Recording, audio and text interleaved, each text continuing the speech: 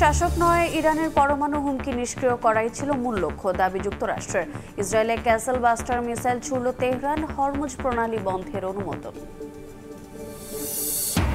বিতর্কিত নির্বাচনের অভিযোগে বিএনপির মামলায় সাবেক সিইসি নুরুল হুদা গ্রেফতার, আছেন ডিবি হেফাজতে।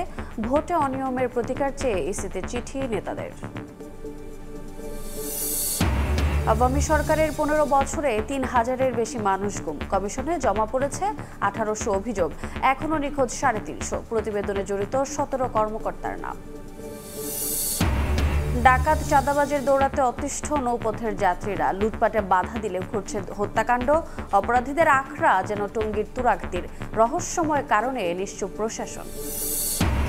এবং দেশি বিদেশি নয়, এনসিটি টার্মিনাল পরিচালনা করবে চট্টগ্রাম বন্দর, নীতিগত সিদ্ধান্ত সরকারের। প্রস্তুতি শুরু করেছে কর্তৃপক্ষ, 6 মাসে 42 কোটি টাকা খরচের অনুমতি চেয়ে চিঠি।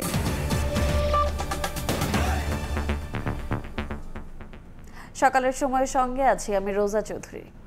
যুক্তরাষ্ট্রের অপারেশন মিডনাইট হ্যামারের প্রতিবাদে রোববার ইসরায়েলে খাইবার শেখান বা ক্যাসেল বাস্টার মিসাইল ছুড়েছে ইরান। জবাবে ইরানের ক্ষেপণাস্ত্র উৎক্ষেপণ কেন্দ্রে হামলা চালায় ইসরায়েল। এদিকে ইরানের পরমাণু স্থাপনাতে হামলা দেশটির সরকার বদলের উদ্দেশ্যে হয়নি বলে দাবি করেন মার্কিন প্রতিরক্ষা মন্ত্রী পিট হেগসেথ। জানান, জাতীয় নিরাপত্তার স্বার্থে এ অভিযান চালানো হয়েছে। অন্যদিকে রোববার জাতিসংঘের নিরাপত্তা পরিষদে ইরানের যুদ্ধবিরতির প্রস্তাব তুলেছে রাশিয়া, চীন ও পাকিস্তান। ইরানে যুক্তরাষ্ট্রের অপারেশন মিডনাইট হ্যামারের প্রতিবাদে রোববার ইসরায়েলে প্রথমবারের মতো খাইবার শেখান ছুড়েছে ইরানের ইসলামী বিপ্লবী গার্ড বাহিনী। বিবৃতিতে তারা জানায়, হামলার লক্ষ্য ছিল ইসরায়েলি সামরিক কমান্ড সেন্টার, প্রতিরক্ষা বিজ্ঞান গবেষণাগার ও তেল আবিবের বেন গুরিয়ন বিমানবন্দর। জবাবে ইসরায়েলি বাহিনী ইরানের পশ্চিমাঞ্চলে পাল্টা হামলা চালায়, ধ্বংস করে ইরানের ক্ষেপণাস্ত্র উৎক্ষেপণ কেন্দ্র। শাসন পরিবর্তন নয়, বরং পরমাণু হুমকি নিষ্ক্রিয় করাই ছিল হামলার মূল লক্ষ্য। রোববার পেন্টাগনে সংবাদ সম্মেলনে এমনটাই দাবি করেন মার্কিন প্রতিরক্ষা মন্ত্রী পিট হেগসেথ। জানান, এটি কোনো সরকার বদলের অভিযান নয়, বরং জাতীয় নিরাপত্তা রক্ষায় একটি সুনির্দিষ্ট অপারেশন। হেগসেথ আরও বলেন, তেহরানকে বার্তা দিয়ে শান্তিপূর্ণ সমাধানের আহ্বান জানানো হয়েছিল। তবে ইরান যদি যুক্তরাষ্ট্রের নাগরিক বা ঘাঁটিতে হামলা করে, তবে তার জবাব হবে চরম বিধ্বংসী। যুক্তরাষ্ট্র প্রস্তুত রয়েছে বলেও মন্তব্য করেন তিনি। এদিকে রোববার নিউ ইয়র্কে জরুরি বৈঠকে বসে জাতিসংঘের নিরাপত্তা পরিষদ। আলোচনার কেন্দ্রবিন্দু ছিল ইরানের পরমাণু স্থাপনাগুলোতে হামলা ও এই আগ্রাসনের বিরুদ্ধে তীব্র উদ্বেগ। মধ্যপ্রাচ্যে অবিলম্বে যুদ্ধবিরতির দাবি জানিয়ে একটি খসড়া প্রস্তাব তুলেছে রাশিয়া, চীন ও পাকিস্তান। জাতিসংঘ মহাসচিব আন্তোনিও গুতেরেস বলেন, এখনই না থামালে পরিস্থিতি আরও ভয়াবহতার দিকে যাবে। কাকুলি আখতার, সময় সংবাদ। এদিকে যুক্তরাষ্ট্রের আগ্রাসী হামলার জবাবে হরমুজ প্রণালী বন্ধের সিদ্ধান্ত নিয়েছে ইরান। কৌশলগত প্রণালীটি বন্ধের পক্ষে ভোট দিয়েছে দেশটির পার্লামেন্ট।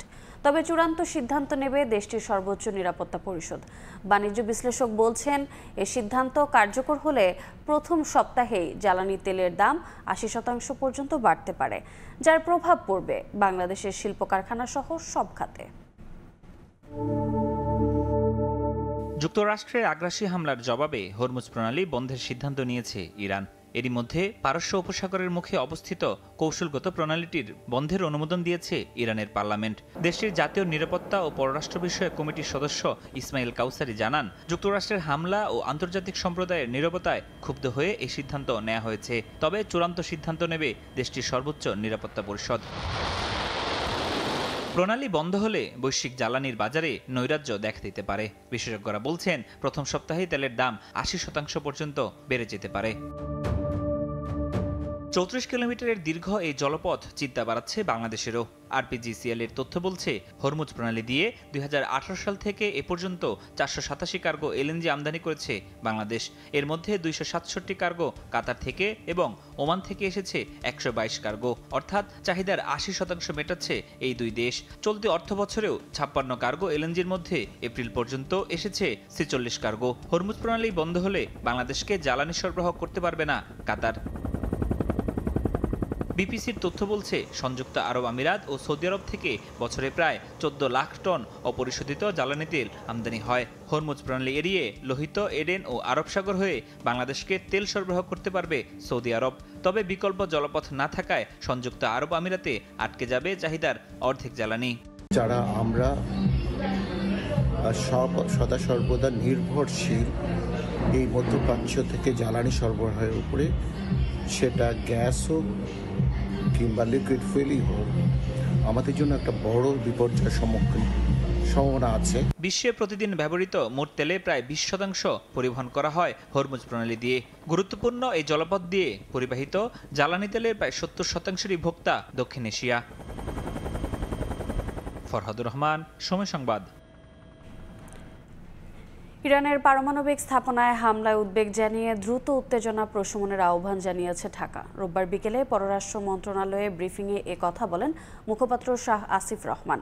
আগামী সপ্তাহের শুরুতেই দেশে ফিরবেন ইরানে আটকে থাকা বাংলাদেশিদের প্রথম দল। এরপর পর্যায়ক্রমে সবাইকে ফিরিয়ে আনা হবে বলেও জানান তিনি। বাংলাদেশ ইসলামী প্রজাতন্ত্র ইরানের পারমাণবিক স্থাপনাগুলোতে সাম্প্রতিক হামলার ঘটনায় গভীর উদ্বেগ প্রকাশ করছে। এই ধরনের পরিস্থিতি একটি ইতোমধ্যেই নাজুক অঞ্চলের স্থিতিশীলতা আরও বিঘ্নিত করার ঝুঁকি তৈরি করে। যে কোনো সংঘাতের শান্তিপূর্ণ সমাধানে সংলাপ ও কূটনৈতিক প্রচেষ্টার পক্ষে বাংলাদেশ তার দীর্ঘদিনের অবস্থান পুনর্ব্যক্ত করছে। ইরানের পার্শ্ববর্তী দেশসমূহের সহযোগিতায় এই প্রত্যাবর্তন প্রক্রিয়াটি সম্পন্ন করা হবে। পররাষ্ট্র মন্ত্রণালয় প্রত্যাশা করছে প্রত্যাশীদের প্রথম দলটি আগামী সপ্তাহেই বাংলাদেশে পৌঁছাবে। প্রসঙ্গ, নির্বাচনে অনিয়মের অভিযোগে বিএনপির করা মামলায় সাবেক সিইসি একেএম নুরুল হুদাকে গ্রেফতার করেছে পুলিশ। উত্তরা থেকে স্থানীয় জনতা ধরে পুলিশে দিলে ডিবি কার্যালয়ে নেওয়া হয় তাকে।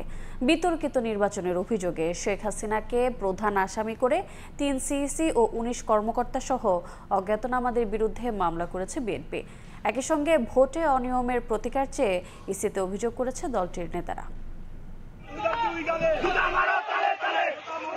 বিতর্কিত নির্বাচনের অভিযোগে বিএনপির করা মামলায় গ্রেফতার হলেন সাবেক সিএসি কেএম নুরুল হুদা। রোববার সন্ধ্যায় উত্তরা থেকে স্থানীয় জনতা ধরে পুলিশে দেয় তাকে। পরে ডিবি কার্যালয়ে না হয় সাবেক সিএসিকে। পুলিশ বলছে শেরেবাংলা নগর থানায় বিএনপির করা মামলার 9 নম্বর আসামি কেএম নুরুল হুদা অবৈধভাবে নির্বাচনী ছদ্মবেশ ধারণ করে নির্বাচনী ব্যয় নির্ধারণ না করে ঘুষ দিয়ে অবৈধভাবে অন্যকে ভোটে জয় করানোর বিষয়ে তার বিরুদ্ধে যে অভিযোগ, সেই অভিযোগের প্রেক্ষিতে একটি মামলা হয়। উত্তরা 5 নম্বর সেক্টরের এখানে স্থানীয় জনগণ তাকে হেফাজতে নেয়। নিয়ে উত্তরা পশ্চিম থানাকে যখন ইনফর্ম করার পর উত্তরা পশ্চিম থানা পুলিশ সেখানে যায়, গিয়ে তাকে নিয়ে আসে। তৎপরবর্তী সে এখন বর্তমানে ডিবি হেফাজতে আছে এবং পরবর্তী বিষয়গুলো প্রক্রিয়াধীন আছে। এর আগে সকালে বিতর্কিত 3 নির্বাচনে অনিয়মের প্রতিকার চেয়ে ইসিতে চিঠি দেয় বিএনপি। বিএনপির নির্বাহী কমিটির সদস্য সালাহউদ্দিন খানের নেতৃত্বে 3 সদস্যের প্রতিনিধি দল প্রধান নির্বাচন কমিশনারের কাছে আবেদন জমা দেয়। পরে শেরেবাংলা নগর থানায় মামলা করে দলটি। এই যে ভোট তারা করেছে, নির্বাচন কমিশনার সহ তার সহযোগীরা, তাদের বিষয় নিয়ে আমরা একটা অভিযোগ নিয়ে থানায় এবং 2টি অভিযোগ আমরা তাদের কাছে আমরা এই জমা দিলাম। আমরা জানি এই বর্তমান সচিব এবং প্রধান নির্বাচন কমিশনারের সাথে যারা অন্যান্য নির্বাচন কমিশনারের এই যে অভিযোগটা আমরা দিলাম, ওনারা ওটা আইনগত ব্যবস্থা নেবেন। মামলায় শেখ হাসিনাকে প্রধান আসামি করে 3 সিইসি ও 19 কর্মকর্তা সহ অজ্ঞাতনামাদের আসামি করা হয়েছে। আদনান তুর্য, সময় সংবাদ, ঢাকা। আওয়ামী লীগ সরকারের 15 বছরে 3 থেকে 3,500 মানুষ গুম হয়েছে বলে ধারণা গুম কমিশনের। যদিও এ পর্যন্ত অভিযোগ এসেছে 1850 জনের, যার মধ্যে আবার 350 এখনও নিখোঁজ। তাদের খোঁজে চিঠি দেওয়া হয়েছে পুলিশকে। তথ্য চাওয়া হয়েছে ভারতের কাছেও। গুম কমিশনের দ্বিতীয় অন্তর্বর্তী প্রতিবেদনে গুমে জড়িত দেশের 7 সংস্থার পাশাপাশি ভারতীয় গোয়েন্দা বাহিনীরও ভয়াবহ নির্যাতনের চিত্র ফুটে উঠেছে। জড়িত 17 কর্মকর্তার নামও এসেছে প্রতিবেদনে। মাসুদুর রহমানের রিপোর্ট।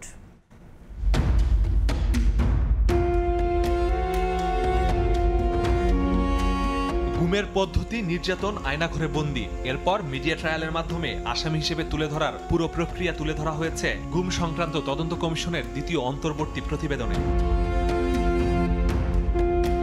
বেশিরভাগ ক্ষেত্রেই সাদা পোশাকে অপহরণের পর গাড়িতে করে নিয়ে যাওয়া হয় অজ্ঞাত স্থানে। তদন্তে উঠে এসেছে গুমের পর প্রতিরক্ষা গোয়েন্দা সংস্থা ডিজিএফআই এর joint interrogation cell, JIC, RAB একের task force for interrogation, TFI বা র্যাব সদর দপ্তরের গ্লাস হাউস সহ 16টি গোপন বন্দিশালায় রাখা হতো ভুক্তভোগীদের।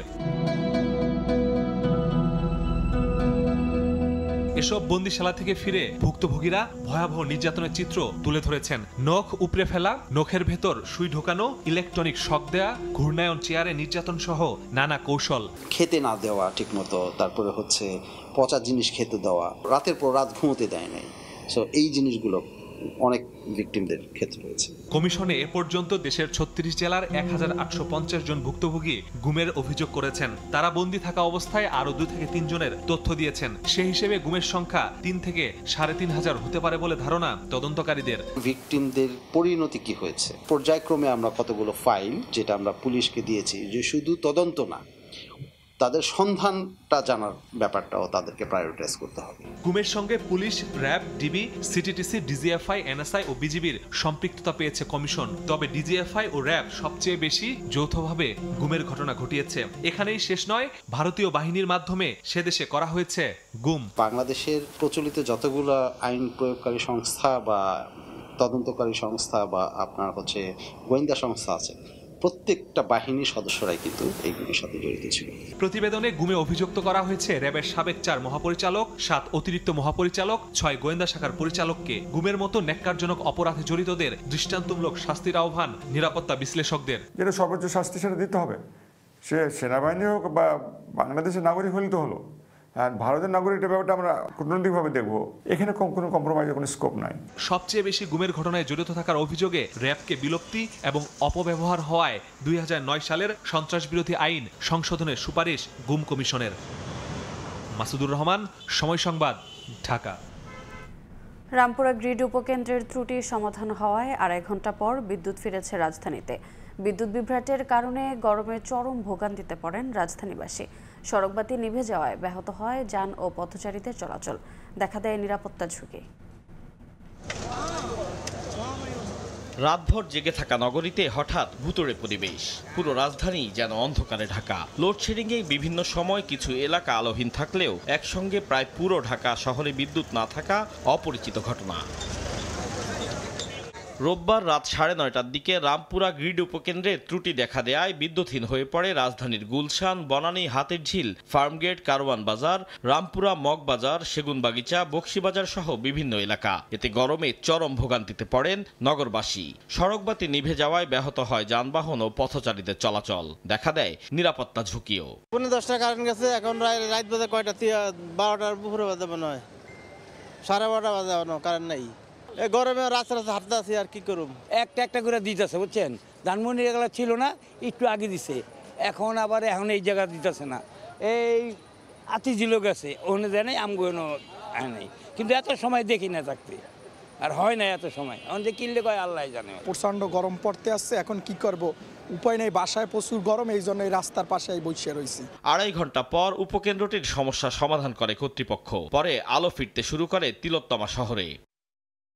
রাত আনুমানিক 9:10টার দিকে ওখানে আকাঙ্ক্ষিতভাবে একটা ফল্ট ডিটেক্ট হয় এবং পরবর্তীতে রামপুরা সাব স্টেশনটি বন্ধ হয়ে যাওয়ার কারণে ঢাকার একাংশে বিদ্যুৎ বিচ্ছিন্ন হয়ে যায়। তাৎক্ষণিকভাবে আমাদের প্রকৌশলীরা কাজে নেমে পড়েছিলেন এবং ওনারা চেষ্টা করে রাত 11:45 নাগাদ, মানে 12:15 নাগাদ আমাদের পুরোপুরি রেস্টোরেশন কাজ সম্পন্ন হয়েছে এবং বর্তমানে পরিস্থিতি স্বাভাবিক এবং নিয়ন্ত্রণে আছে। এর আগে 2023 সালের 5 অক্টোবর আমিনবাজার পাওয়ার গ্রিডে বিপর্যয় দেখা দেয়ায় বিদ্যুৎহীন হয়ে পড়েছিল রাজধানী সহ কয়েকটি এলাকা। আতাউর কাউসার, সময় সংবাদ, ঢাকা। অন্যদিকে চাঁদাবাজ, সব মিলিয়ে অতিষ্ঠ নৌপথের যাত্রীরা। রাত হলেই তা বেড়ে যায় আরও কয়েক গুণ। লুটপাটে বাধা দিলে ঘটছে হত্যাকাণ্ডের ঘটনাও। এমন পরিস্থিতি তুরাগ নদীর। নাকের ডগায় এত কিছু ঘটলেও রহস্যময় কারণে নিশ্চুপ প্রশাসন। জুনায়েদ রুবেলের ছবিতে মেহেদি হাসানের রিপোর্ট। প্রায় 25 দিন যাবৎ মা নার্গিস বেগমের এই চোখের পানি ঝরছে। আদরের সন্তান হারিয়ে দিশেহারা বাবা আব্দুল কুদ্দুসও। গত 31 মে বাড়ি ফেরার সময় মাঝ নদীতে নিখোঁজ হয় ছেলে সুমন মৃধা। সেই থেকেই চলছে নিদারুণ এই অপেক্ষা। পানি তো আর মারেও নাই, পানি ফালায়ও নাই, ওরা নিয়ে গেছে গা। 2-3 জায়গায় এই কেস লুয়ে উড়াবাস্তি করতেছে, কিন্তু কোনো করে না। খালি কয় যে ছুটি ফল না দপ না, এই আগর বাগর কয়। আশুলিয়া থেকে সেদিন তুরাগ নদীর এই পথ ধরেই কাশিমপুর যাচ্ছিল সুমন ও তার 2 সহকর্মী। গন্তব্যে পৌঁছানোর কিছু আগেই হঠাৎ ডাকাত দলের নজরে পড়ে তাদের বহনকারী নৌকাটি। ঘটনা আঁচ করতে পেরে ডাকাতদের বাধা দিতে সব চেষ্টাই করেছিলেন সুমন, তবে আর শেষ রক্ষা হয়নি। ভুক্তভোগীদের অভিযোগ 2 সহকর্মীকে নৌকার ভেতরে আটকে সুমনকে ব্যাপক মারধর করে ডাকাত দল। এরপর থেকেই আর সন্ধান মেলেনি তার। যখন কূপ দিতে লইছিল আমি এই দিক দিয়ে নিচে চলে যাই, আর আরেকজন যখন ছেলের একটা বাড়ি খাইছে, বাড়ি খাওয়ার পরে ওই সাইডে পইরা গেছে। পইরা যাওয়ার পরে ওনারে উঠিয়ে আবার ওই সামনে ফেলাইছে, সামনে ফেলিয়ে মারধর করতেছে। ছবি দেখায় ডাকাত শনাক্ত করছে, ওরা 100% শিওর দিয়ে দিছে যে ওই ছিল। অথচ কোনো পুলিশ প্রশাসন তাকে যে গ্রেপ্তার করবে এরকম কোনো প্রস্তুতি নেয় নাই। জৌলুস ফিরেছে তুরাগে, সেই সঙ্গে বেড়েছে আতঙ্ক। পরিস্থিতি এমন যে ডাকাতদের হাত থেকে বাঁচতে মাসিক চাঁদাও দিচ্ছেন এ পথের যাত্রীরা। অভিযোগ, নাকের ডগায় এত কিছু ঘটলেও নিশ্চুপ প্রশাসন। কিছু ডাকাতের দিক দিয়ে ফোন দিয়ে সেলওয়ালাদের কাছ থেকে বলে ফোন দিয়ে টাকা নিচ্ছে, টাকা না দিলে ওদের চলতে দেবে না। আমরা নদী পথটা টোটালি অরক্ষিত। রাত্রে আসে আর কি ছুরি কাছি, তারপরে অনেক আছে পিস্তল নিয়েও আসে। এলাকাবাসীর অভিযোগ, নৌ পুলিশের পরোক্ষ সহায়তায় নদীপথকে টার্গেট করেছে একটি চক্র।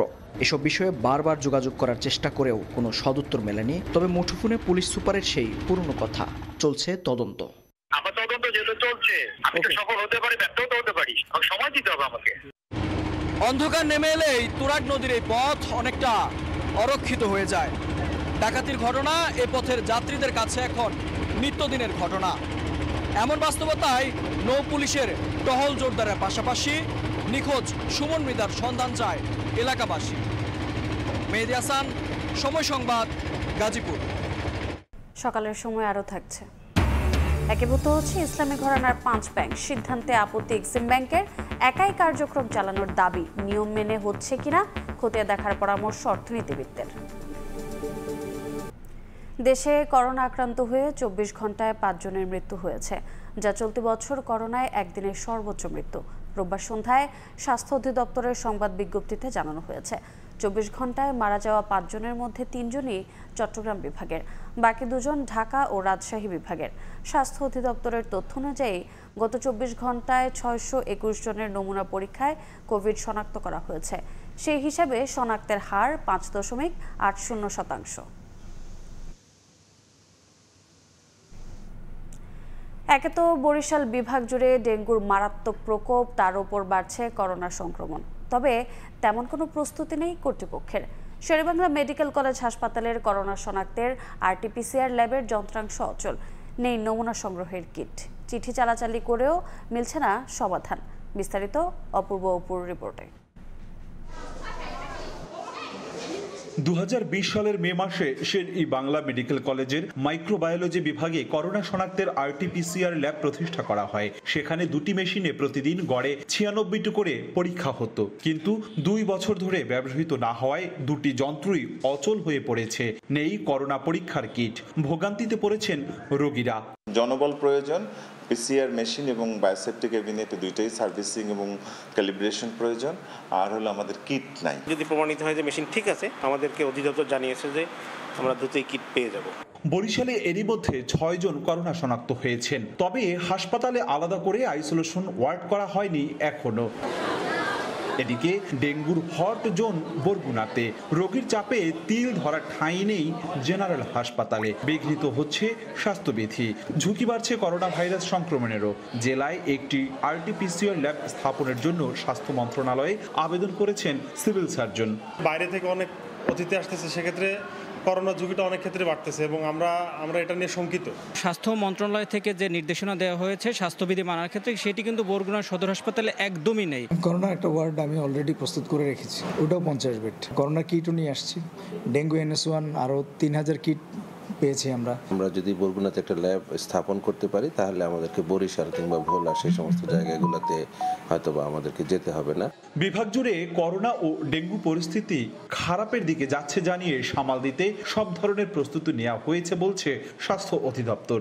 মূল বিষয় হলো জনগণের সচেতন হওয়া। আমাদের বরিশাল স্বাস্থ্য বিভাগ আমরা যথেষ্ট প্রস্তুতি রয়েছে। 2020 সালের মার্চ থেকে 22 সালের আগস্ট পর্যন্ত শের-ই বাংলা মেডিকেল কলেজে হাসপাতালে 7,740 জন করোনা আক্রান্ত চিকিৎসা নেন। এদের মধ্যে মারা যান 1,479 জন, আর চলতি বছরের 5.5 মাসে 3,679 জন ডেঙ্গু আক্রান্ত হয়েছেন।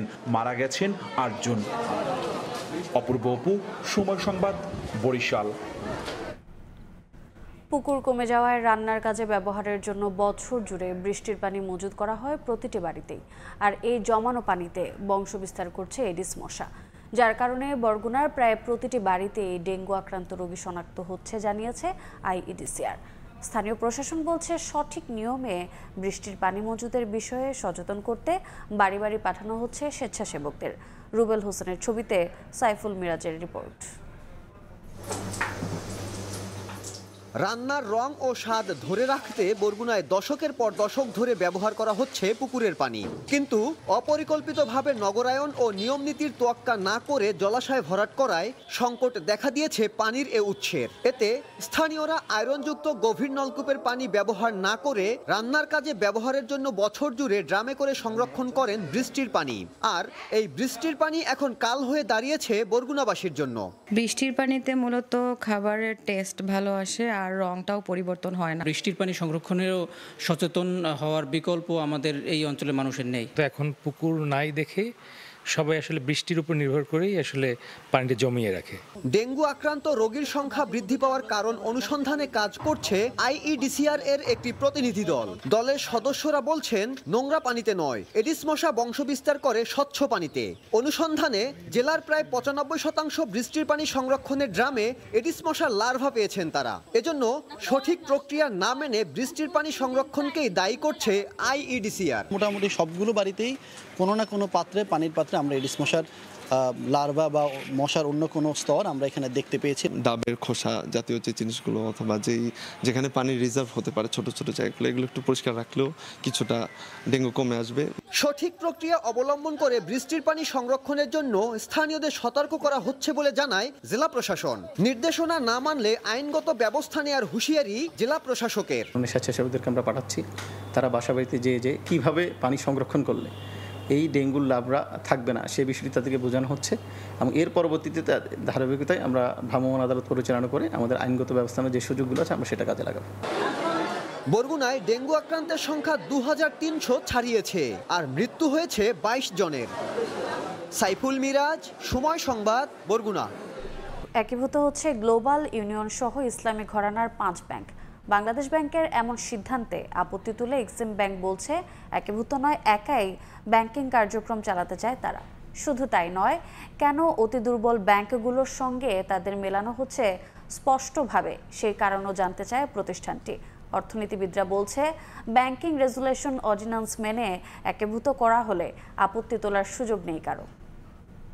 প্রথম ধাপে আমরা যেটা আশা করছি যে কিছু ব্যাংককে আমরা একীভূত করব, সেটা হয়তো আগামী কয়েক মাসের মধ্যে আমরা কাজটা শুরু করে দেবো। এটার সাথে সরকার পরিবর্তনের কোনো সম্পর্ক নয়, এটা একটা চলমান প্রক্রিয়া। যখন যেখানে হস্তক্ষেপ করার প্রয়োজন কেন্দ্রীয় ব্যাংক মনে করবে, কেন্দ্রীয় ব্যাংক সেটা করবে। দুর্বল ব্যাংক একীভূত করতে সম্প্রতি বাংলাদেশ ব্যাংকের গভর্নরের এমন বক্তব্যের পর আবারও সামনে আসে এবার একসঙ্গে মিলছে কোন ব্যাংকগুলো। 5টা ব্যাংকটা একত্রীভূত করতে গিয়ে আমাদের এক্সিম ব্যাংকটাকে কিভাবে কেন এখানে ঢুকাচ্ছেন উনি, এটা আমার কাছে বোধগম্য না। কেন্দ্রীয় ব্যাংকের তথ্য, এবার একীভূত হচ্ছে Exim Global Union, First Security ও সোশ্যাল ইসলামী ব্যাংক। ব্যাংকগুলোর বর্তমান কার্যক্রমে দেখা যাচ্ছে আমদানি রপ্তানি বাণিজ্যের সঙ্গে প্রবাসী আয় দেশে আনার ক্ষেত্রে অন্য 4 ব্যাংকের চেয়ে বেশ এগিয়ে এক্সিম ব্যাংক। এক্সিম ব্যাংকের খেলাপি ঋণ যেখানে 28%, সেখানে এর দ্বিগুণের বেশি 58% সোশ্যাল ইসলামী ব্যাংকের। আর শতভাগ খেলাপি ঋণের দিকে হাঁটা ফার্স্ট সিকিউরিটি ইসলামী ব্যাংকের রয়েছে 93%, গ্লোবাল ইসলামী ব্যাংকের 94% ও ইউনিয়ন ব্যাংকের খেলাপি ঋণের পরিমাণ 96%। এমন চিত্র তুলে ধরে কোনোভাবেই একীভূত হতে চায় না এক্সিম ব্যাংক। কোন গ্রাউন্ডে, কোন বেসিসে, কোন মানদণ্ডে আমাদেরকে ওদের সাথে একত্রীভূত করবে, সেটাই আমাদের বোঝা খুব দুঃস্থ হয়ে গেছে। আমরা বুঝতেই পারতেছি না কোন গ্রাউন্ডে। আমাদেরকে যদি বলতো এই গ্রাউন্ডে তোমাকে এইভাবে করা হবে, তাহলে আমরা সেটাকে তলিয়ে দেখতাম যে আসলে ওই গ্রাউন্ডটাকে আমার পারফেক্ট কিনা। যদি ভুল তাতে থাকতো আমরা ঠিক করতাম, যদি ভুল ঠিক করার পজিশন না তাহলে আমরা মেনে নিতাম। কোনো ব্যাংকের একা চলার সামর্থ্য থাকলে তাকে যেমন একা চলতে দেওয়া উচিত, তেমনি ব্যাংকিং রেজুলেশন অর্ডিন্যান্স মেনে একীভূত হচ্ছে কিনা তা খতিয়ে দেখার পরামর্শ অর্থনীতিবিদদের। ব্যাংকিং রেজুলেশন অর্ডিন্যান্সের ধারা অনুযায়ী তো আপনাকে কাজগুলো করতে হবে, আপনাকে জানাতে হবে যে হ্যাঁ আপনার রেজলিউশন প্ল্যানটা আমার কাছে গ্রহণযোগ্য হয়নি, সেই জন্য আমি বিকল্প যে পথগুলি আছে অবসায়ন, মার্জার বা বিক্রি করে দেওয়া, অন্য কোনো প্রতিষ্ঠানকে স্ট্র্যাটেজিক ইনভেস্টরকে বা অথবা সাময়িকভাবে আপনাকে নিয়ে নেওয়া, জাতীয়করণ করার মতো সরকারিকরণ, সেই ধরনের পথে আমি যাচ্ছি। ওই সিদ্ধান্তটা আপনাকে জানাতে হবে। একীভূত ব্যাংকের গ্রাহকদের লেনদেনে যেমন কোনো সমস্যা হবে না, তেমনি কর্মীরা চাকরি হারাবে না বলেও জানিয়েছে বাংলাদেশ ব্যাংক। কামরুল হাসান সবুজ, সময় সংবাদ, ঢাকা। দেশি কিংবা বিদেশি অপারেটর নয়, আগামী 6 মাস বহুল আলোচিত এনসিটি টার্মিনাল চট্টগ্রাম বন্দরকে দিয়েই পরিচালনার নীতিগত সিদ্ধান্ত নিয়েছে সরকার। নৌপরিবহন মন্ত্রণালয় থেকে সিদ্ধান্ত পাওয়ার পর টার্মিনাল পরিচালনার প্রস্তুতি নিতে শুরু করেছে বন্দর কর্তৃপক্ষ। এক্ষেত্রে প্রতি মাসে 7 কোটি হিসেবে 6 মাসে 42 কোটি টাকা খরচের জন্য সরকারের কাছে অনুমতি চেয়ে চিঠিও দিয়েছে বন্দর। নূরজামাল আতিকের ক্যামেরায় বিস্তারিত জানাচ্ছেন কমল দে। নৌপরিবহন মন্ত্রণালয়ের সচিবের কাছে পাঠানো বন্দর চেয়ারম্যানের এক চিঠিতে উল্লেখ করা হয়েছে new marine container terminal NCT আগামী 6 মাস চট্টগ্রাম বন্দরকে দিয়ে পরিচালনার নীতিগত সিদ্ধান্ত নিয়েছে সরকার। আর এই টার্মিনাল পরিচালনার জন্য প্রতি মাসে 7 কোটি হিসেবে 6 মাসের জন্য 42 কোটি টাকা খরচের অনুমতি নিতে লেখা হয়েছে এই চিঠি। আইন অনুযায়ী 5 কোটি টাকার বেশি ক্রয়ের ক্ষেত্রে অর্থনৈতিক বিষয় সংক্রান্ত মন্ত্রিসভা কমিটির অনুমোদনের প্রয়োজন রয়েছে। বহুল আলোচিত এই টার্মিনাল পরিচালনার দায়িত্বভার অর্পণ নিয়ে গত কয়েক মাস ধরে উত্তপ্ত দেশের রাজনৈতিক অঙ্গন। চলতি বছরের 6 জুলাই বর্তমান টার্মিনাল অপারেটর সাইপ পাওয়ার থেকে চুক্তির মেয়াদ শেষ হচ্ছে। এই অবস্থায় বিদেশি অপারেটর এই টার্মিনালের দায়িত্ব নিতে পারে বলে ইঙ্গিত দেওয়া হলে বন্দর ব্যবহারকারী সহ রাজনৈতিক দলগুলো এই নিয়ে আন্দোলন শুরু করে। উত্তেজনা এড়াতে সরকার এই সিদ্ধান্ত নিয়েছে বলে মনে করছেন বন্দর ব্যবহারকারীরা। বিদেশি কোম্পানিকে দেওয়ার আগেই যদি চট্টগ্রাম বন্দর কর্তৃপক্ষ এটাকে সুচারুভাবে পরিচালনা করতে পারে, সেই ক্ষেত্রে একটা প্রমাণস্বরূপ দাঁড়ায় যে ইয়েস চট্টগ্রাম বন্দর ইজ ক্যাপেবল। এটা হচ্ছে মূল উদ্দেশ্য। চট্টগ্রাম বন্দরে হ্যান্ডেলিং হওয়া 32 লাখ কন্টেইনারের মধ্যে 44% এককভাবে পরিচালনা হয় এনসিটি থেকে, যে কারণে বন্দরের 18টি অত্যাধুনিক গ্যান্ট্রিক্রেনের মধ্যে 14টি স্থাপন করা হয়েছে। এখানে একযোগে 4টি জাহাজ ভেড়ার সক্ষমতা সম্পন্ন এই টার্মিনালে রয়েছে একাধিক রাবার টায়ার গ্যান্ট্রিক্রেনও। বাকি 4টি গ্যান্ট্রিক্রেন রয়েছে 3টি জাহাজ ভেড়ানোর সক্ষমতা সম্পন্ন সিসিটিতে, যেখানে কন্টেইনার হ্যান্ডেলিং হচ্ছে 37%।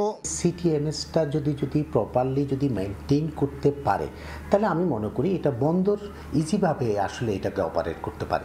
এনসিটির মাধ্যমে দেশের আমদানি রপ্তানি বাণিজ্য সচল রাখতে স্বল্প সময়ে উন্মুক্ত দরপত্র আহ্বান করে অপারেটর নিয়োগ দেওয়া সম্ভব না হলেও এ নিয়ে বন্দরকে নানামুখী চ্যালেঞ্জের মুখে পড়তে হতে পারে বলে মনে করছেন বন্দরের এই সাবেক কর্মকর্তা।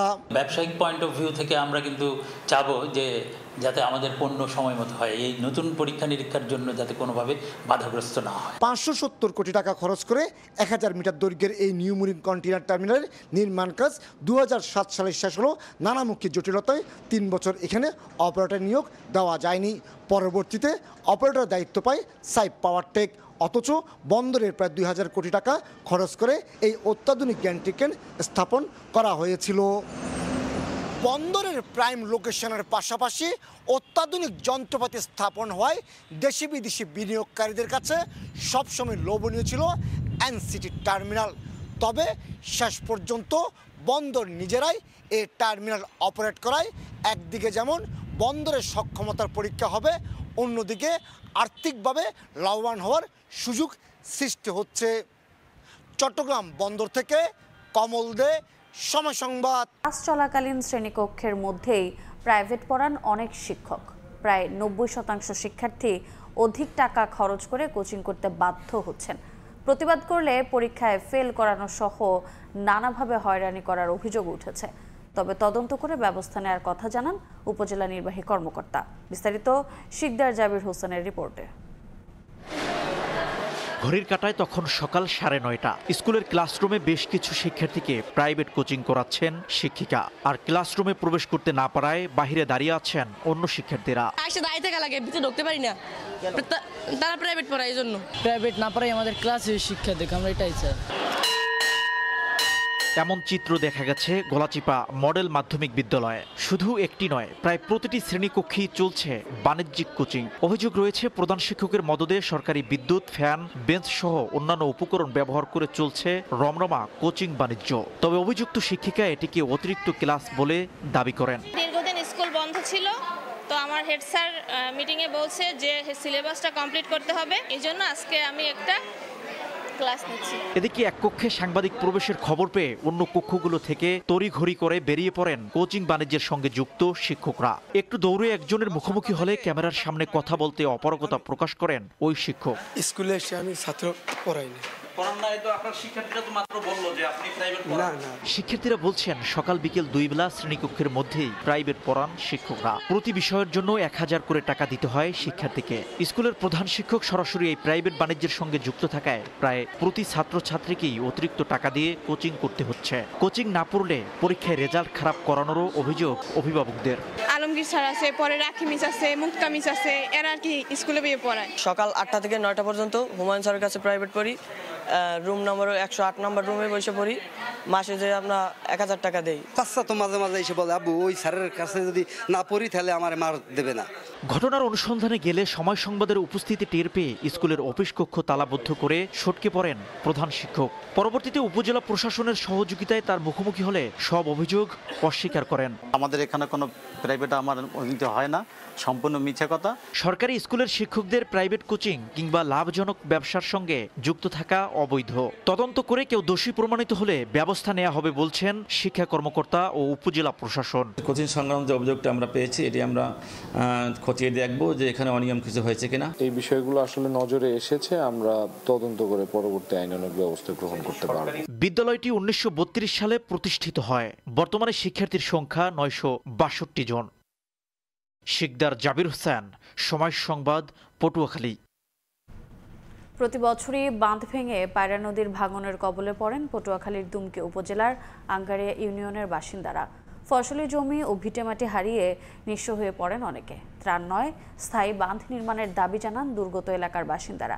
সুজন দামের ছবি এবং মোহাম্মদ মনির হোসেন বাদলের তথ্য নিয়ে রিপোর্ট। ঘর ছিল, ভিটে মাটি ছিল, তবে নদীর আগ্রাসন সবই কেড়ে নিল। মাথা গোজার ঠাঁইটুকু হারিয়ে নিঃস্ব পটুয়াখালীর দুমকি উপজেলার শাহনাজ বেগম। শুধু শাহনাজ বেগম নয়, উপজেলার 4 নম্বর আঙ্গারিয়া ইউনিয়নের এমন হাজার হাজার মানুষ পায়রা নদীর ভাঙনে ঘরবাড়ি হারিয়েছেন।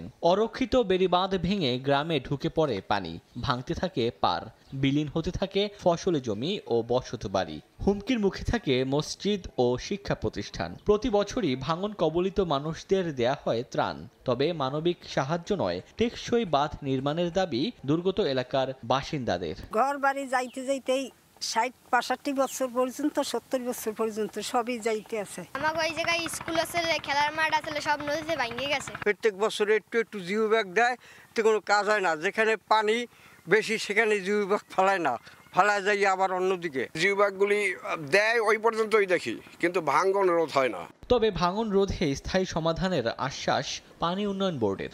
স্থায়ী সমাধানের জন্য আমাদের একটা সমীক্ষা প্রকল্প অনুমোদিত হয়েছে। সমীক্ষা প্রকল্পের প্রতিবেদনের ভিত্তিতে আমরা পরবর্তীতে স্থায়ী কাজ কীভাবে করা যায় তার পদক্ষেপ গ্রহণ করব। পটুয়াখালীতে মোট 1300 কিলোমিটার বেড়িবাঁধ রয়েছে। সময় সংবাদ, পটুয়াখালী।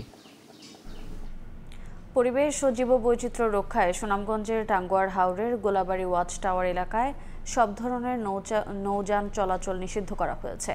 রোববার রাতে জেলা প্রশাসক মোহাম্মদ রেজাউল করিম স্বাক্ষরিত এক বিজ্ঞপ্তিতে এ তথ্য জানানো হয়। একই সঙ্গে হাওরে ভ্রমণ করা নৌযান ও পর্যটকদের তাহিরপুর উপজেলার নীলাদ্রি লেক, জাদুকাটা নদী, বারিকটিলা, শিমুলবাগান এলাকায় পরিবেশ ও প্রতিবেশের ক্ষতি না করে ভ্রমণ নির্দেশনা দেওয়া হয়েছে। দেখছেন সকালের সময়। এবারে খেলার খবর। গলের উইকেটের ধরন বিবেচনায় ইনিংস ঘোষণার সিদ্ধান্ত নেওয়া সহজ ছিল না বলে মনে করেন সাবেক নির্বাচক হাবিবুল বাশার সুমন।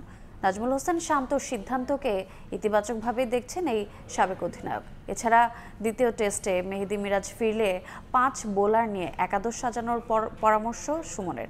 এদিকে অ্যাঞ্জেলো ম্যাথিউসের মতো ঘরের মাঠে বিদায় নেবেন মুশফিকুর রহিম, এমনটাই প্রত্যাশা তার। 4 উইকেট পর মনে হচ্ছে বাংলাদেশ আগে ডিক্লেয়ার করলে হয়তো আমরা জেতার সময় তৈরি করতে পারতাম। গল টেস্টের শেষ দিনে রোমাঞ্চ জাগিয়েও ইতিবাচক ফলাফল আনতে পারেনি বাংলাদেশ। ড্র দিয়ে টেস্ট চ্যাম্পিয়নশিপের নতুন চক্র শুরু করলেও গল টেস্টে টাইগারদের ব্যাটিং অ্যাপ্রোচ জন্ম দিয়েছে বিতর্কের। পঞ্চম দিনে বড় লিডের জন্য ব্যাট না চালিয়ে ব্যক্তিগত মাইলফলককেই প্রাধান্য দিয়েছেন নাজমুল শান্ত, মুশফিকুর রহিম। চলছে এমন আলোচনাও। তবে শান্তর জোড়া সেঞ্চুরিতে কিছুটা ঢাকা পড়ে বাংলাদেশের নেতিবাচক ব্যাটিংয়ের ধরন। যদিও গলের উইকেট বিবেচনায় ইনিংস ঘোষণার সিদ্ধান্ত নেওয়া সহজ ছিল না বলে মনে করেন সাবেক নির্বাচক হাবিবুল বাশার সুমন। পঞ্চম দিন যখন মুশফিক রহিম এবং নাজমুল শান্ত ব্যাটিং করছিল তখন কিন্তু দেখা যাচ্ছে উইকেট একদম ফ্ল্যাট। সেখানে আসলে কত রানে ছাড়া যায় সেই ঝুঁকিটা নিয়ে একটু ঝুঁকিপূর্ণ হতে পারত। যদিও পরে 4 উইকেট পর আমাদের সবার মনে হচ্ছে আগে ছাড়তে পারতাম, বাট আমার এটা মনে হয় না, বিকজ পঞ্চম দিনে উইকেট কিন্তু খুব একটা ব্রেক করেনি। শ্রীলঙ্কার বিপক্ষে প্রথম ইনিংসে বল হাতে সবাইকে চমকে দিয়েছেন নাঈম হাসান। দেশের বাইরে নিজের প্রথম টেস্টেই গড়েছেন রেকর্ড। গলে 5 তুলে নেয়া প্রথম বাংলাদেশি বোলার তিনি। দ্বিতীয় টেস্টে নাঈমের একাদশে থাকা নিয়েও আছে শঙ্কা। মিরাজ সুস্থ হয়ে ফিরলে জায়গা হারাতে পারেন এই স্পিনার। তবে কলম্বো টেস্টের সমীকরণ সহজ করে দিয়েছেন হাবিবুল বাশার সুমন। কলম্বোতে 5 বোলার নিয়েই একাদশ সাজানোর পরামর্শ তার। শ্রীলঙ্কা কখনো 3টে ফাস্ট বোলার নিয়ে খেলে না, সাধারণত খেলে না। আমি জানি না উইকেটটা কেমন হবে, কারণ উইকেটটার উপরে অনেকখানি ডিপেন্ড করবে। বাট মিরাজ ফিরে আসায় যেটা যদি ফিরে আসে সুস্থ হয় তাহলে আমরা 5 জন বোলার নিয়ে যেতে পারি। সেক্ষেত্রে হয়তো একজন ব্যাটসম্যান বসাতে হবে। এদিকে বাংলাদেশের বিপক্ষে গল টেস্ট দিয়েই সাদা পোশাক তুলে রেখেছেন অ্যাঞ্জেলো ম্যাথিউস। বিদায় বেলায় ভক্ত এবং ক্রিকেট বোর্ড থেকে সংবর্ধনাও পেয়েছেন তিনি। ম্যাথিউসের মতো মুশফিকুর রহিমও ঘরের মাঠে বিদায় নেবেন প্রত্যাশা সুমনের। মুশফিক রহিম ডিজার্ভ করে, আর মনে হয় আমাদের যারা ক্রিকেট ফ্যান তারাও ডিজার্ভ করে যে মুশফিক রহিমকে মাঠ থেকে বিদায় দেবে। রিফাতুল ইসলাম মিরন, সময় সংবাদ, ঢাকা। সকালের সময়ের শীর্ষ সংবাদগুলো জানিয়ে দিচ্ছি আরেকবার। শাসক নয়, ইরানের পরমাণু হুমকি নিষ্ক্রিয় করাই ছিল মূল লক্ষ্য, দাবি যুক্তরাষ্ট্রের। ইসরায়েলে ক্যাসেল বাস্টার মিসাইল ছুড়ল তেহরান, হরমুজ প্রণালী বন্ধের অনুমোদন। বিতর্কিত নির্বাচনের অভিযোগে বিএনপির মামলায় সাবেক সিইসি নুরুল হুদা গ্রেফতার, আছেন ডিবি হেফাজতে। ভোটে অনিয়মের প্রতিকার চেয়ে ইসিতে চিঠি নেতাদের। এবং আওয়ামী সরকারের 15 বছরে 3000-এর বেশি মানুষ গুম, কমিশনে জমা পড়েছে 1800 অভিযোগ, এখনও নিখোঁজ 350। প্রতিবেদনে জড়িত 17 কর্মকর্তার নাম।